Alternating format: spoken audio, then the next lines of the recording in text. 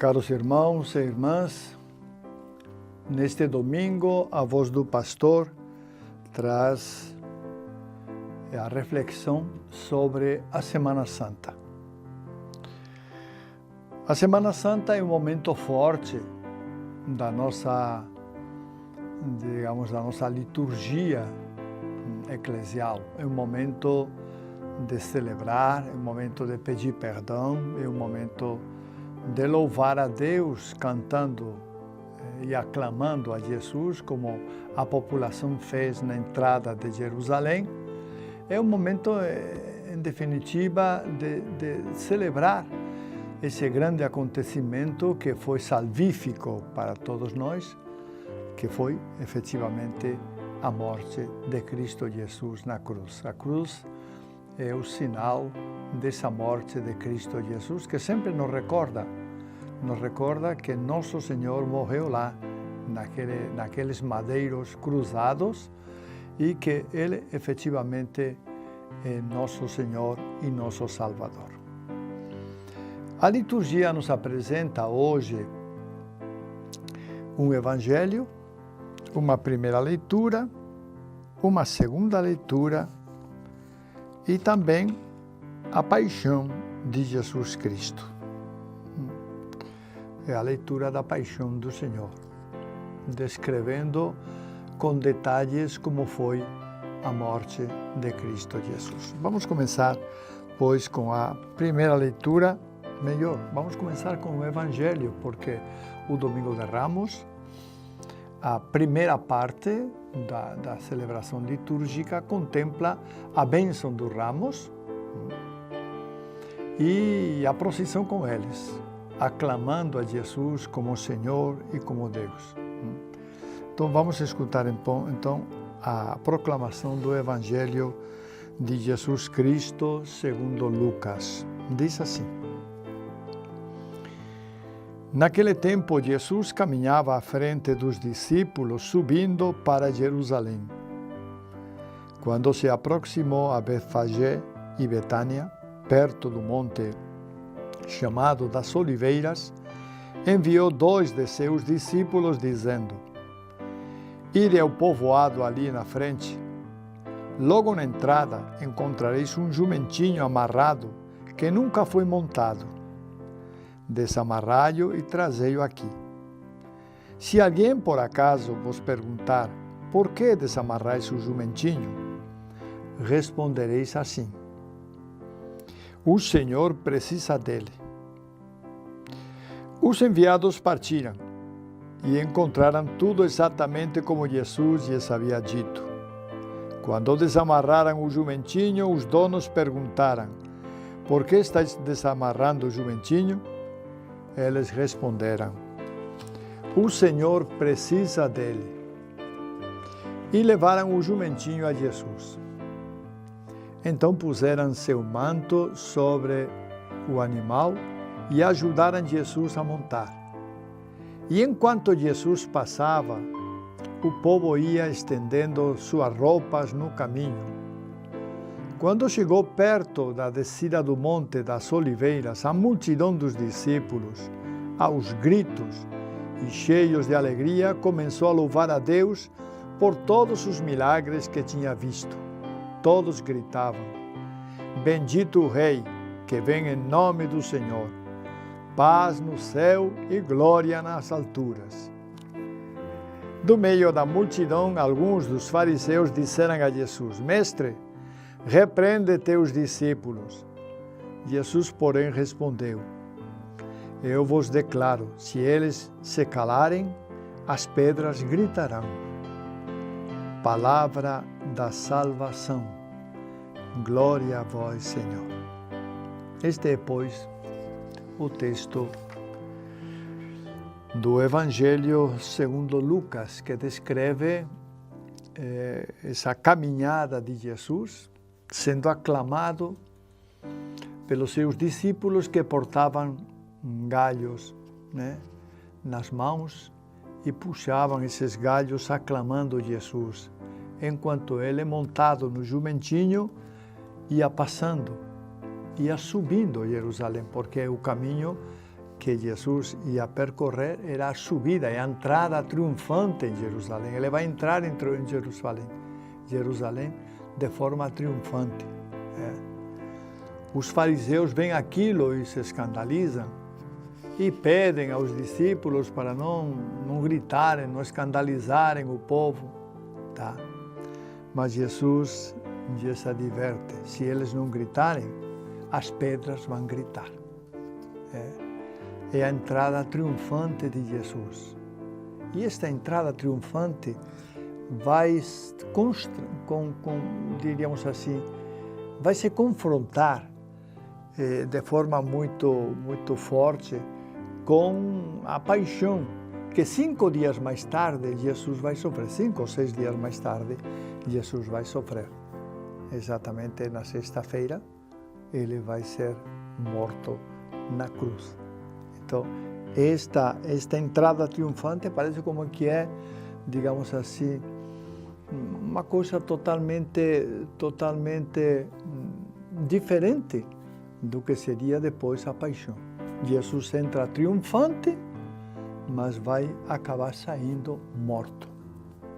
Esta é a tragédia da paixão de Jesus Cristo, que apesar de ser aclamado com ramos nas mãos pelos seus discípulos e pela multidão que tinha se apresentado, apesar de ser aclamado, ele 6 dias depois vai ser morto na cruz de uma forma infame. A morte na cruz, recordo para vocês, que é uma morte, digamos assim, que denigra a pessoa.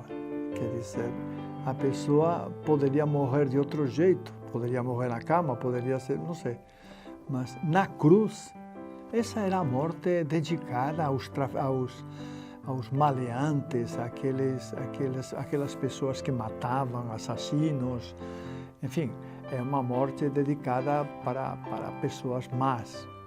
Jesus não é esse tipo de pessoa, embora ele acabou sofrendo essa cruz, essa violência na cruz, essa morte na cruz, acabou realmente morrendo como um assassino, como morreria um assassino pregado na cruz, daquela maneira. Esta entrada triunfante dentro da cidade de Jerusalém certamente chamou a atenção de muita gente, porque o povo aclamava Jesus.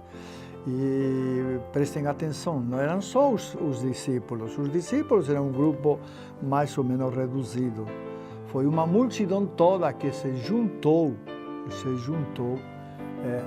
para aclamar Jesus Cristo. E qual foi a motivação? A motivação foram todos os milagres que a multidão tinha visto realizar a Jesus. Nessa hora, eles reconhecem quem é Jesus e o aclamam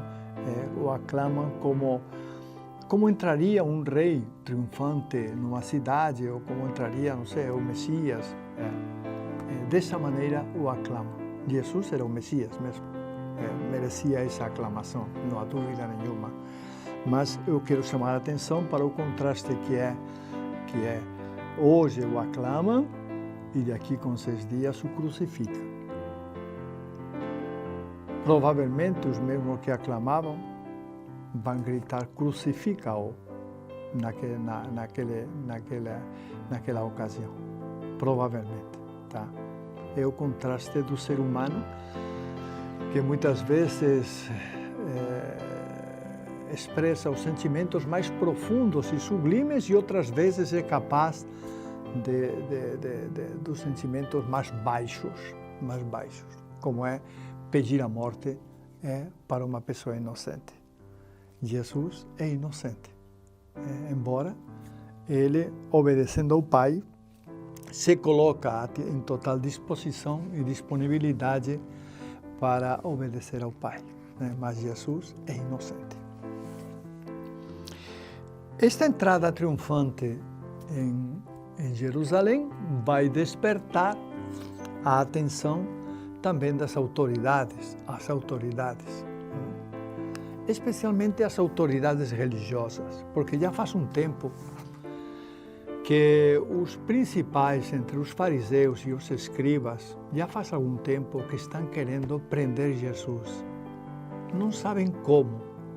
Nos momentos, como nós já vimos estas semanas passadas, nos momentos em que parecia que poderiam pegar Jesus em alguma falha, Jesus consegue se sair tranquilamente e não conseguem prendê-lo.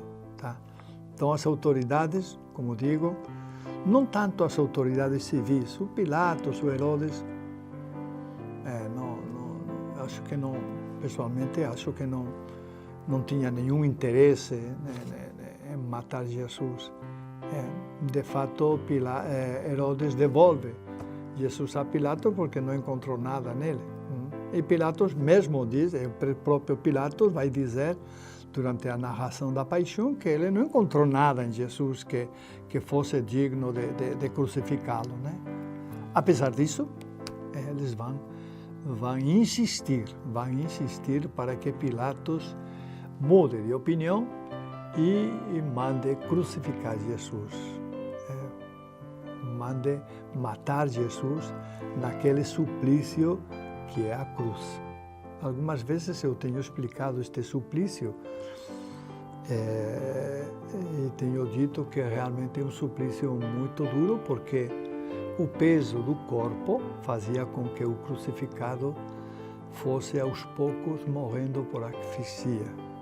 Ele era asfixiado porque ele não podia. Na medida que tinha força, ele se levantava, respirava e depois descia.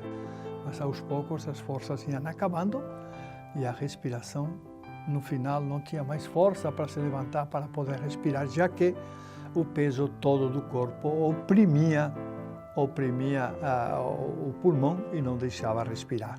Tá? E esse tipo de morte cruenta, parece que uma morte assim, bem premeditada, né?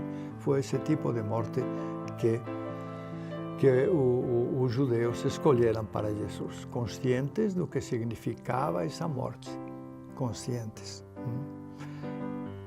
Jesus, então, por obediência ao Pai, vai aceitar tudo isso.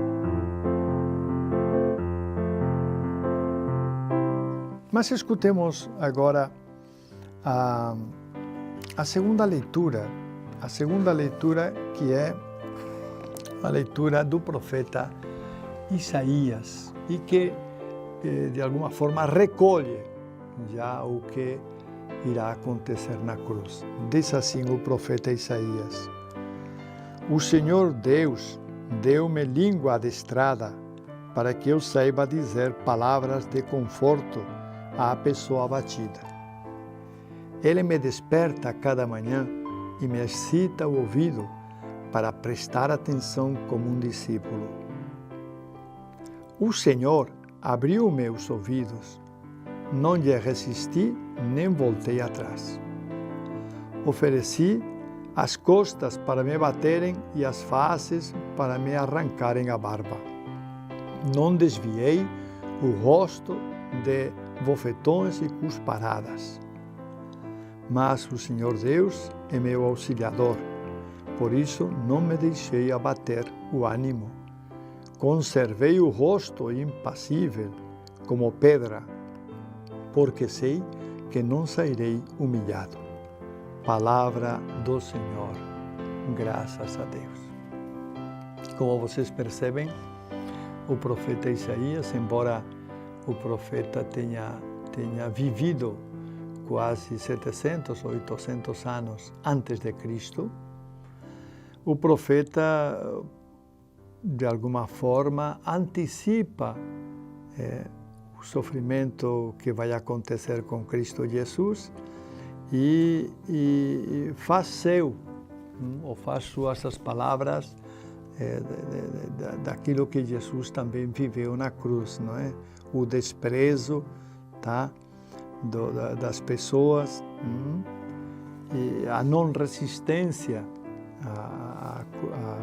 à cruz, não é? Diz que oferece as costas para serem batidas e a face também, enfim.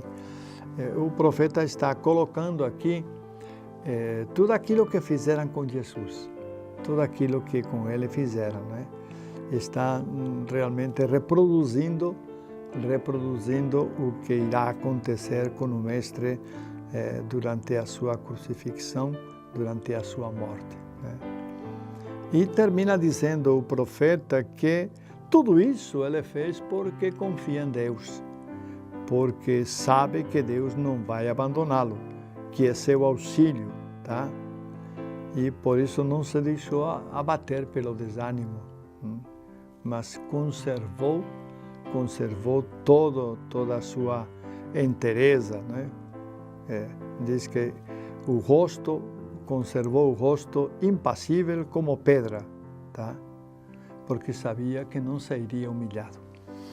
O profeta, pois, como digo, quase 800 anos antes de Cristo, já chama a atenção sobre os sofrimentos que Cristo vai padecer na cruz. Este é o profeta Isaías, pois, que com muita, eu diria, muita fineza, né, descreve os sofrimentos, alguns dos sofrimentos de Cristo Jesus na cruz. Passamos então agora à carta de São Paulo aos Filipenses, que também vai refletir sobre a condição de Cristo Jesus na cruz. São Paulo chega a afirmar que, apesar de Jesus Cristo ter condição divina, ser Deus, né? Apesar disso, ele não se fez igual a Deus, mas se fez como homem, e esvaziou-se de si, tornando-se um escravo, uma condição de escravo, tá? Tudo isso para quê? Para salvar a humanidade. São Paulo deixa bem claro isso. Ele humilhou-se, se tornou obediente ao Pai, morreu na cruz. Tudo isso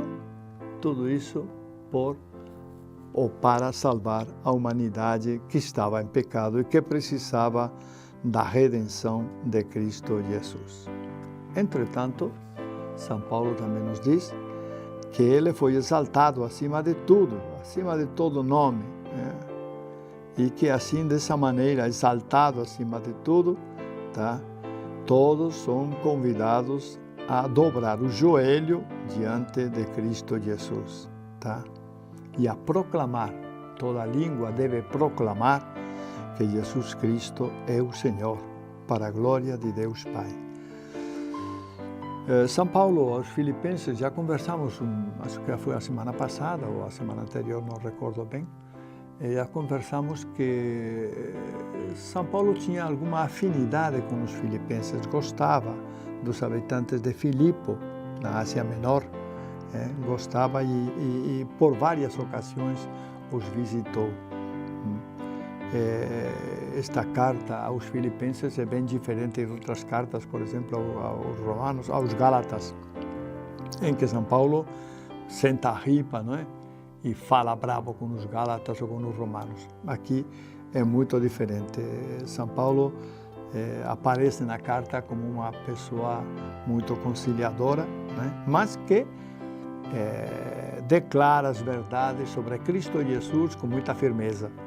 Declara e deixa firme que diante de Cristo Jesus toda a humanidade deve ficar de joelho e exaltá-lo, porque Ele morreu na cruz para nos libertar a todos os seres humanos dos pecados. De fato, a morte de Cristo na cruz é isso, é uma redenção para todos nós. Nós estávamos condenados, minha gente, nós estávamos todos condenados a morrer e a ir para o inferno, porque essa foi a condição da humanidade após o pecado de Adão e Eva. Nós não tínhamos salvação, mas por um gesto de Deus, e um gesto que podemos dizer que é de amor, que não é de outra coisa, é amor. Por esse gesto de Deus, que se concretiza no seu Filho Jesus Cristo, por esse gesto, nós alcançamos a salvação. Ou melhor, alcançamos a possibilidade de salvar-nos. Agora, quem quiser se salvar, quem quiser ir ao céu, já pode ir. Mas, é claro, que a sua vida deve estar de acordo com aquilo que Deus nos pede. Se nós vivermos conforme Deus nos pede, conforme Deus quer, nós um dia chegaremos ao céu. Antes, não podíamos alcançar isso. Antes de Cristo Jesus, o céu estava fechado para nós. A sua morte, ou como diz São Paulo, o seu sangue. São Paulo usa uma expressão bonita, né? Eu gosto muito dessa expressão. Ele diz que Cristo nos comprou. E ele tem em mente, São Paulo, o mercado de escravos. Quando o dono chegava lá com dinheiro, ele comprava o escravo que queria. Os escravos estavam expostos lá no mercado. E ele comprava, eu quero este escravo, eu quero aquele. E ele comprava os escravos, conforme o critério dele. Uns seriam para trabalhar e precisariam ser mais fortes, outros escravos seriam para tratar da casa e precisariam ser mais delicados, enfim, ou escravas, enfim. Então São Paulo diz, olha, Cristo Jesus nos comprou, não nos pertencemos mais. Ele nos comprou com o seu sangue. O sangue de Jesus é o preço que ele pagou por nós. Portanto, nós somos de Cristo. Não nos pertencemos. É uma expressão muito bonita e eu gosto muito dessa expressão porque realmente nos recorda a situação de pecado que estávamos vivendo e como realmente Cristo Jesus pagou o preço do seu sangue, o preço da cruz para nos libertar a todos nós dos nossos pecados. Este é Cristo Jesus, este é o nosso Salvador.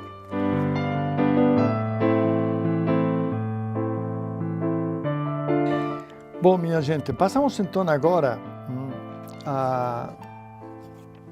depois de ter visto a segunda leitura, né, da carta aos Filipenses, passamos então à narração da paixão de Cristo Jesus. Esta narração, situamos a narração, ela começa a narração de manhã cedo, né, e vai descrevendo o que Jesus vai realizando, vai fazendo, por onde ele vai passando ao longo do dia, tá? Então, vamos escutar a narração, é um pouquinho longa, mas acho que vale a pena escutá-la.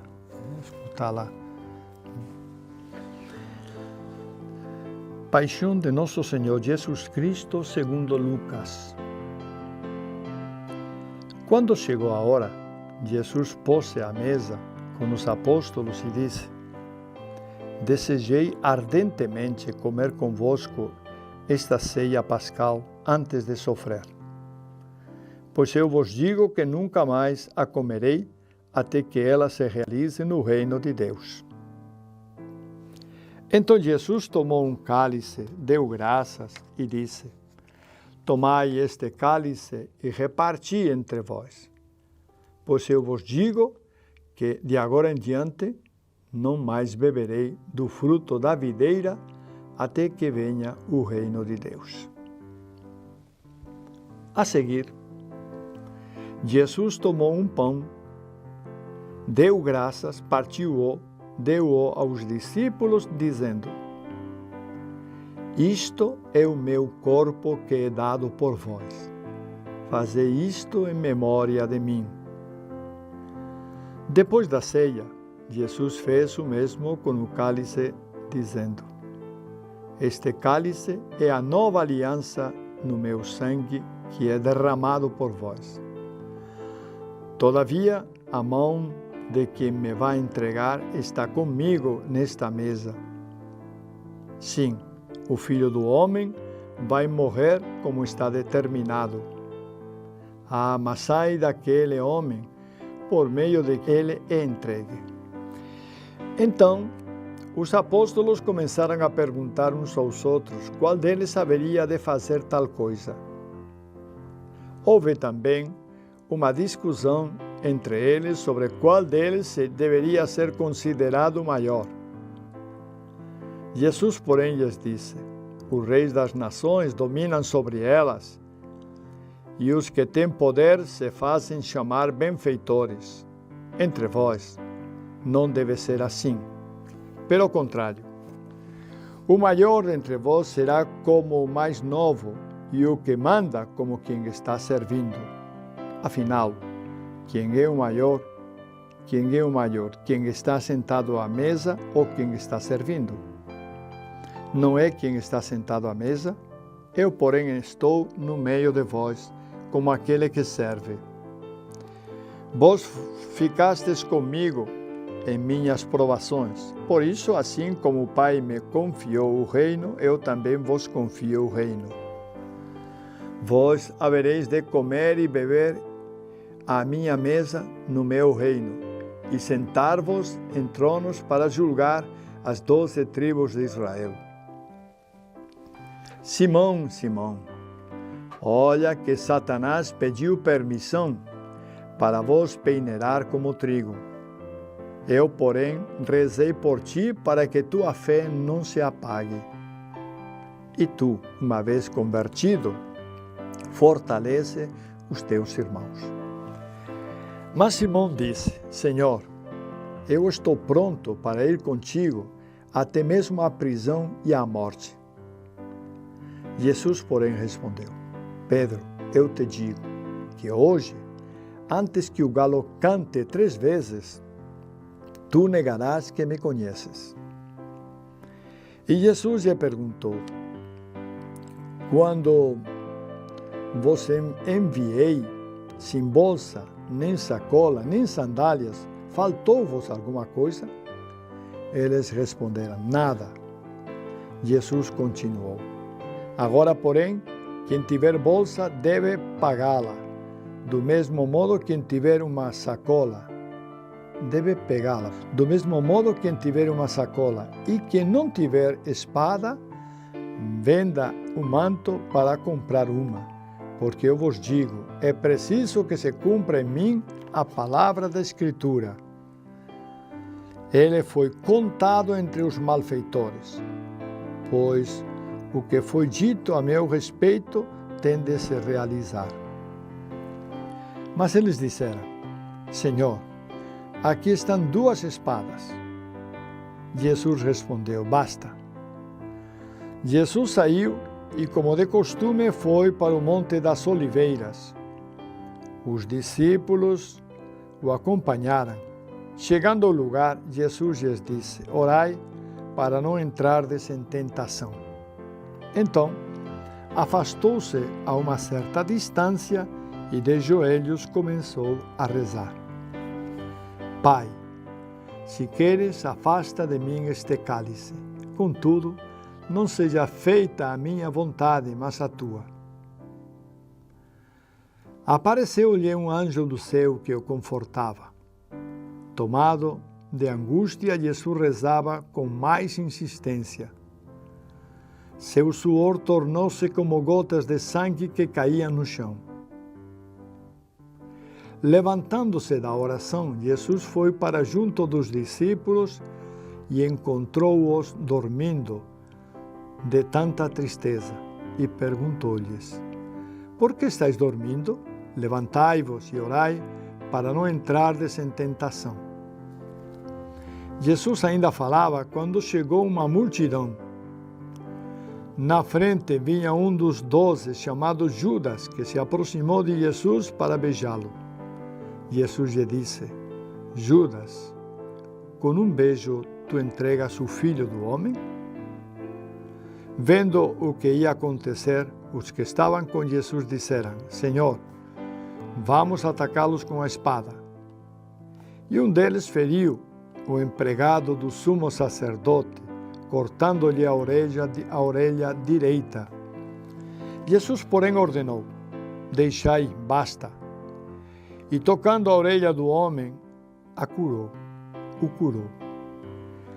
Depois Jesus disse aos sumos sacerdotes, aos chefes das guardas do templo e aos anciãos que tinham vindo prendê-lo: Vós saístes com espadas e paus, como se eu fosse um ladrão. Todos os dias eu estava convosco no templo e nunca levantastes a mão contra mim. Mas esta é a vossa hora, a hora do poder das trevas. Eles prenderam Jesus e o levaram, conduzindo-o à casa do sumo sacerdote.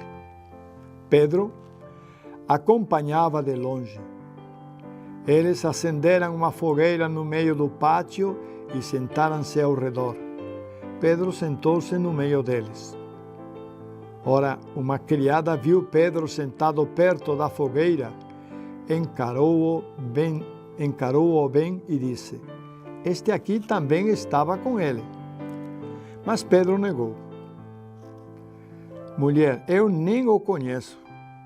Pouco depois, um outro viu Pedro e disse: Tu também és um deles. Mas Pedro respondeu: Homem, não sou. Passou mais ou menos uma hora e o outro insistia: Certamente este aqui também estava com ele, porque é Galileu.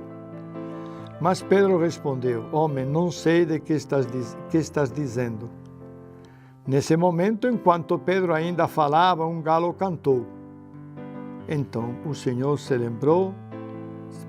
voltou e olhou para Pedro. E Pedro lembrou-se da palavra que o Senhor lhe tinha dito: Hoje, antes que o galo cante, 3 vezes me negarás. Então Pedro saiu para fora e chorou amargamente. Os guardas caçoavam de Jesus e espancavam-no, cobriam o seu rosto e lhe diziam: Profetiza, quem foi que te bateu? E o insultavam de muitos modos. Ao amanhecer, os anciãos do povo, os sumos sacerdotes e os mestres da lei reuniram-se em conselho e levaram Jesus ao tribunal deles e diziam: Se és o Cristo, dize-nos. Jesus respondeu: Se eu vos disser, não me acreditareis. Se eu vos fizer perguntas, não me respondereis. Mas de agora em diante o Filho do Homem estará sentado à direita de Deus Poderoso. Então todos perguntaram: Tu és, portanto, o Filho de Deus? Jesus respondeu: Vós mesmos estáis dizendo que eu sou. Eles disseram: Será que ainda precisamos de testemunhas? Nós mesmos ouvimos de sua própria boca. Em seguida, toda a multidão se levantou e levou Jesus a Pilatos. Começaram então a acusá-lo, dizendo: Achamos este homem fazendo subversão entre o povo, entre o nosso povo, proibindo pagar impostos a César e afirmando ser ele mesmo Cristo, o Rei. Pilatos o interrogou: Tu és o Rei dos judeus? Jesus respondeu, declarando: Tu dizes. Então Pilatos disse aos sumos sacerdotes e à multidão: Não encontro neste homem nenhum crime. Eles, porém, insistiam: Ele agita o povo, ensinando por toda a Judeia, desde a Galileia, donde começou até aqui. Quando viu isto, Pilatos perguntou: Este homem é Galileu? Ao saber que Jesus estava sob a autoridade de Herodes, Pilatos enviou-o a este, pois também Herodes estava em Jerusalém naqueles dias. Herodes ficou muito contente ao ver Jesus, pois havia muito tempo desejava vê-lo. Já ouvira falar a seu respeito e esperava vê-lo fazer algum milagre. Ele interrogou-o com muitas perguntas. Jesus, porém, nada lhe respondeu. Os sumos sacerdotes e os mestres da lei estavam presentes e o acusavam com insistência. Herodes, com seus soldados, tratou Jesus com desprezo, zombou dele, vestiu-o com uma roupa vistosa e mandou-o de volta a Pilatos. Naquele dia, Herodes e Pilatos ficaram amigos um do outro, pois antes eram inimigos. Então Pilatos convocou os sumos sacerdotes, os chefes e o povo e lhes disse: Vós me trouxestes este homem como se fosse um agitador do povo. Pois bem, já o interroguei diante de vós e não encontrei nele nenhum dos crimes de que o acusais. Nem Herodes, pois o mandou de volta para nós. Como podeis ver, ele nada fez para merecer a morte. Portanto, vou castigá-lo e o soltarei. Toda a multidão começou a gritar: Fora com ele! Solta-nos Barrabás! Barrabás tinha sido preso por causa de uma revolta na cidade e por homicídio.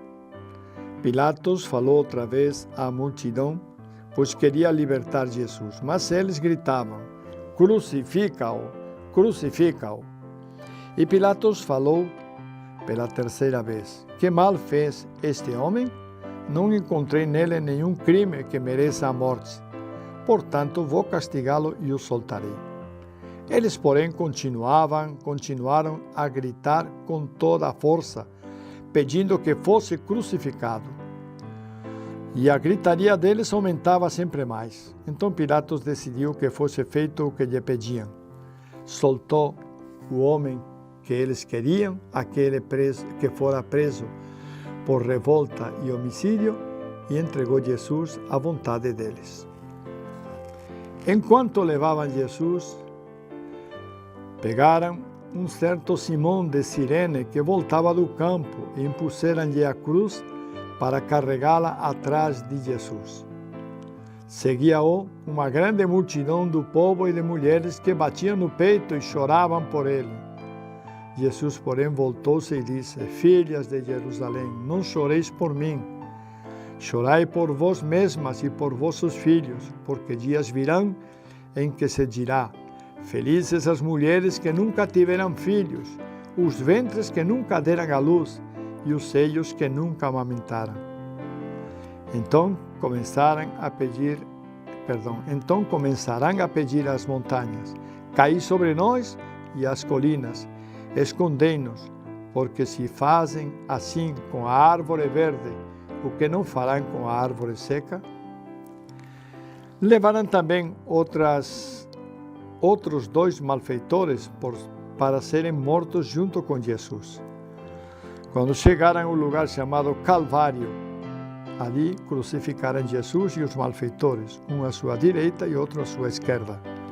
Jesus dizia: Pai, perdoa-lhes, eles não sabem o que fazem. Depois fizeram um sorteio repartindo entre si as roupas de Jesus.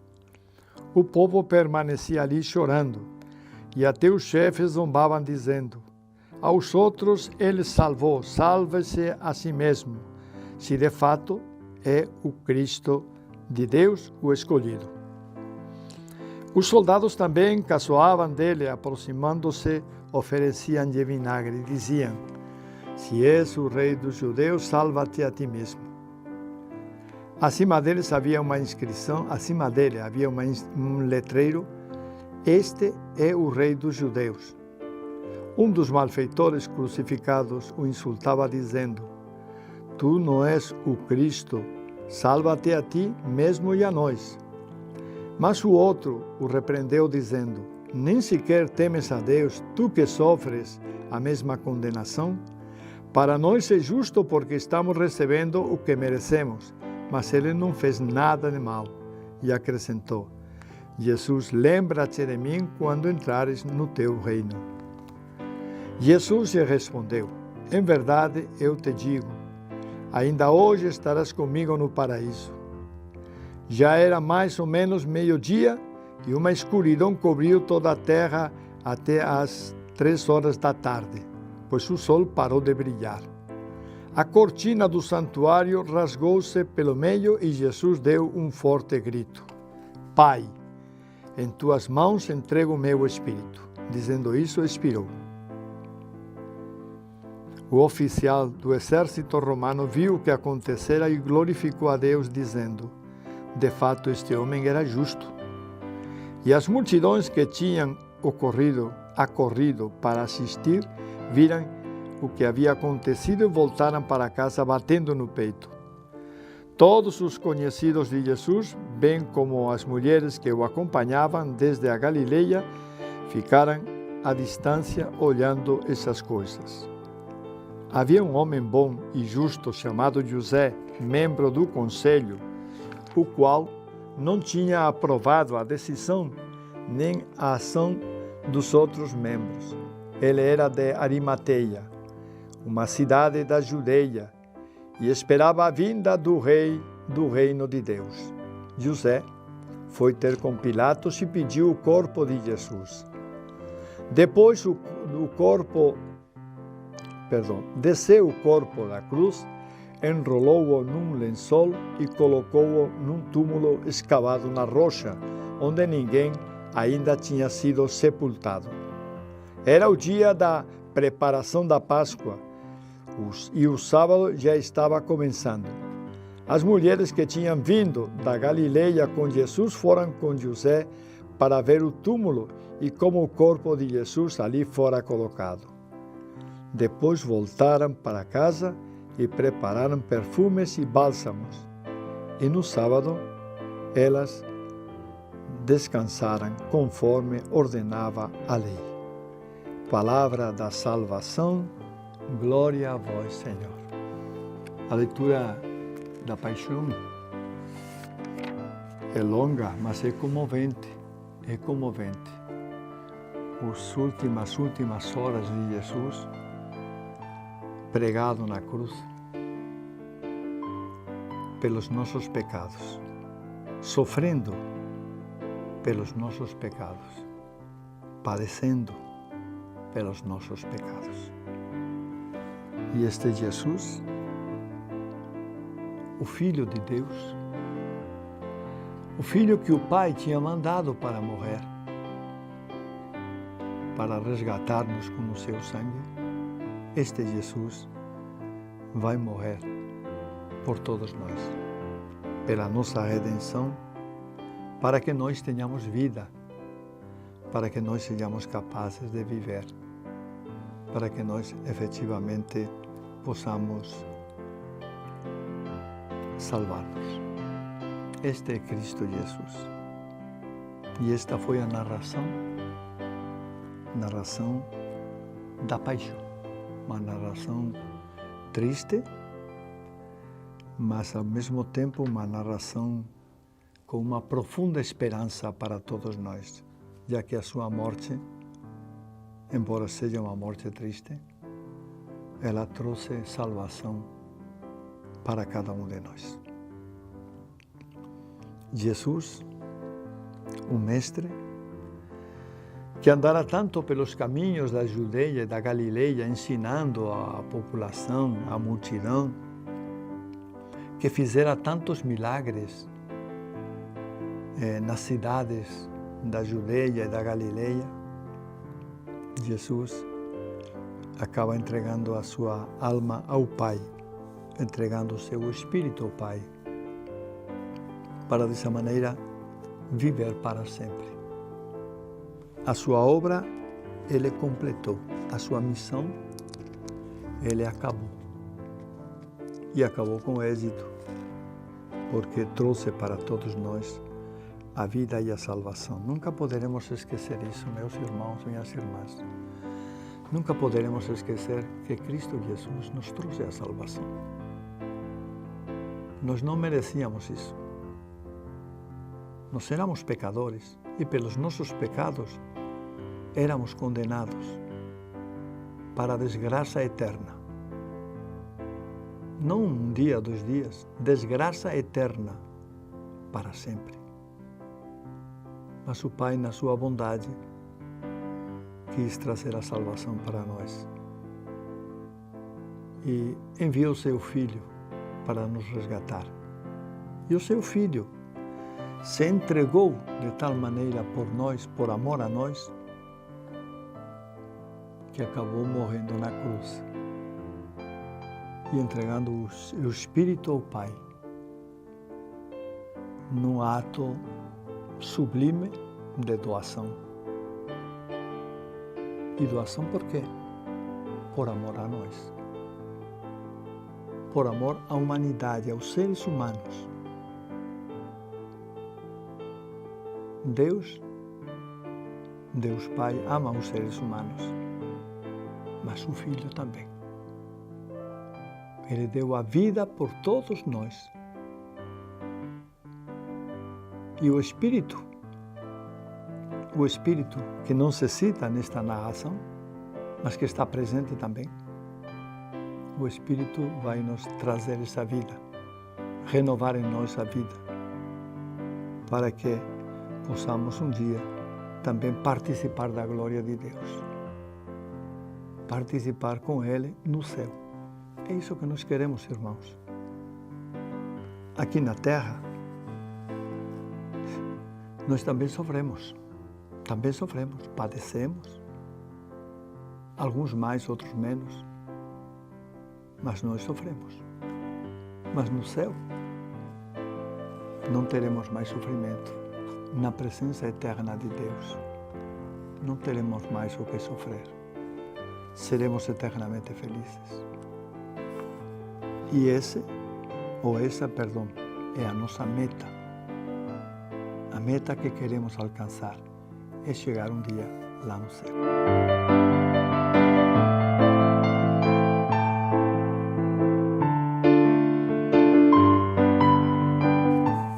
Gostaria agora de comentar só umas notícias, são poucas, mas em primeiro lugar queria lembrar que a coleta da Sexta-feira Santa, a coleta que nós fazemos na Sexta-feira Santa, né, que a gente passa a cestinha ou a sacola, né, ela tem uma destinação própria. Por vontade do Papa, e não deste Papa, mas já é tradição dentro da Igreja, né? Todos os Papas têm feito isso. Por vontade dos Papas, esta coleta da Sexta-feira Santa é destinada para auxiliar as atividades da Igreja na Terra Santa. Na Terra Santa, nos santos lugares, Jerusalém e as cidades todas da Palestina, recebe então esta coleta que nós fazemos na Sexta-feira Santa como uma doação para manter as atividades que lá são mantidas. Recordo para vocês que quem mantém as atividades religiosas dentro da Palestina toda é precisamente a Igreja, com esta coleta que é feita na Sexta-feira Santa. Por isso eu quero recordar a todos os párocos que deve ser recolhida esta coleta e enviada depois, pode ser enviada aqui para a Cúria, e da Cúria nós estaremos enviando isso para a Nunciatura, que posteriormente será enviado para a Terra Santa. Então, não esqueçam que esta contribuição da Sexta-feira Santa, do dia da Paixão do Senhor, é uma contribuição para os santos lugares, para a Terra Santa, para ajudar nas atividades pastorais da Terra Santa. Eu gostaria também de comentar que o Papa está visitando, aliás, já visitou a Ilha de Malta. A Ilha de Malta, que ela é muito significativa porque São Paulo morou lá durante 3 anos.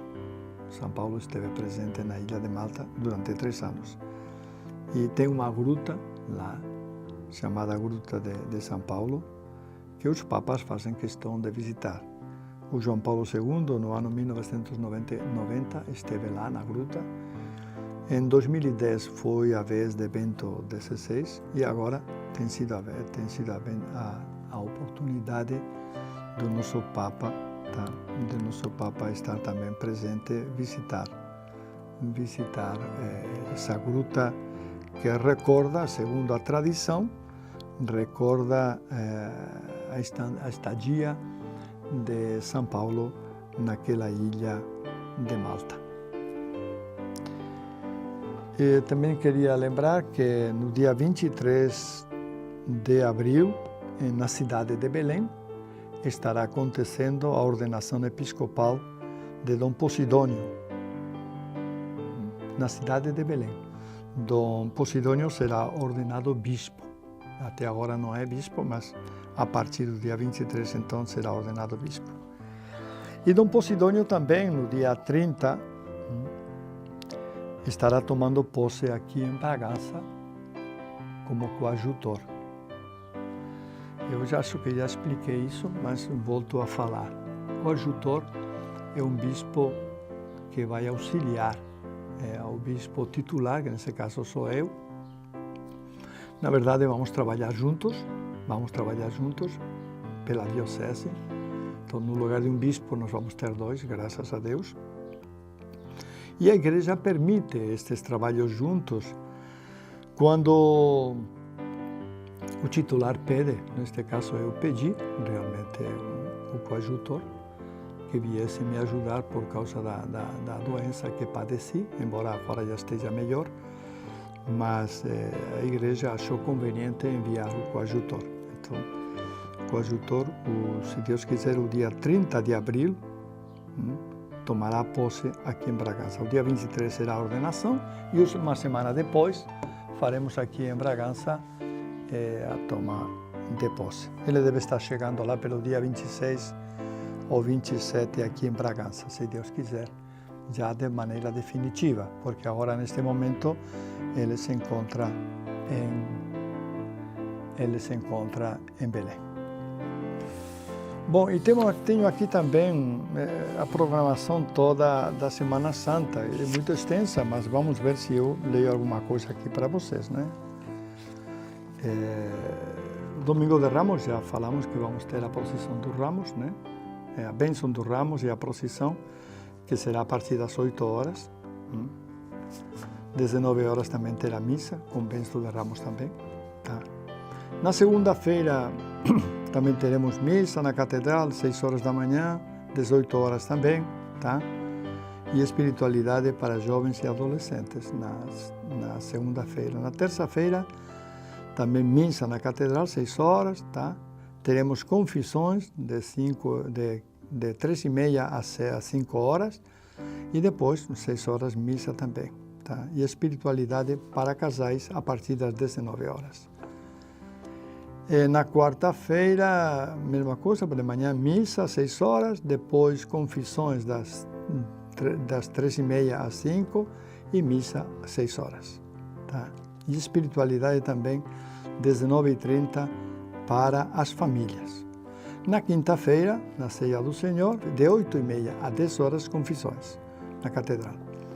E depois, no Complexo Polideportivo, Dom Eliseu, tá, teremos a missa da Ceia do Senhor, cerimônia do lava-pés, às 20 horas, hora santa de adoração ao Santíssimo na Catedral. Na sexta-feira, que é dia de jejum, não esqueça, tá? Jejum e abstinência. O jejum, temos que fazer um pouco de jejum, não quer dizer que você vai passar o dia todo sem comer, mas sim alguma das refeições, se privar de alguma das refeições, e a abstinência, que é não comer carne.